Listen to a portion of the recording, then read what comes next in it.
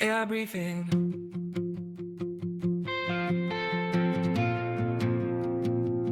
Number 1. FCC bans humanoids from China.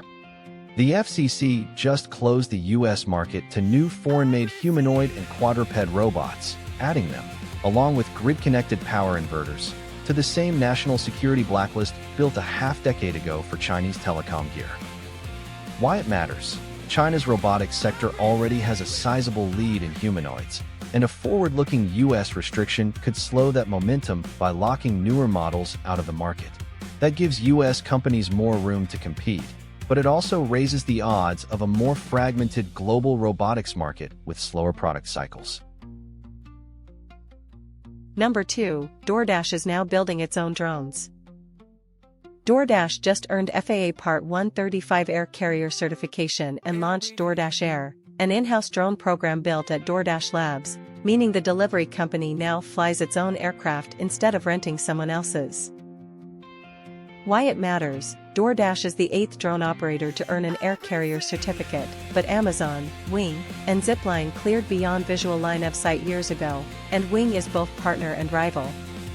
Move the slowest, hardest to staff trips into the air, and local delivery economics change if the hardware, infrastructure, and rules hold.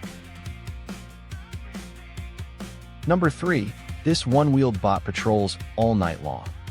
Monowheel is a striking new take on security robotics, a self-balancing monowheel from Estonia that aims to patrol tight, sensor-heavy sites with less hardware than a robot dog or traditional four-wheeled rover.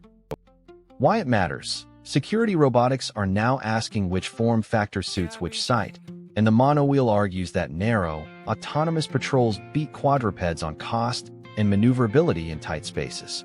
Prove it outside the demo footage, and robot dogs have to justify their premium on robustness, payload, and field maturity, not novelty. Number 4, MIT robots now think faster while moving. MIT researchers just demoed a new trick for robot speed, a planning system called Flash that predicts a machine's future state so it can line up its next move before the current one finishes.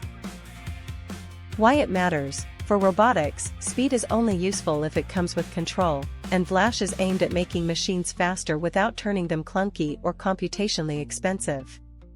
If the approach holds in real life, it could matter for warehouse automation, emergency response, and other jobs where robots need to react quickly.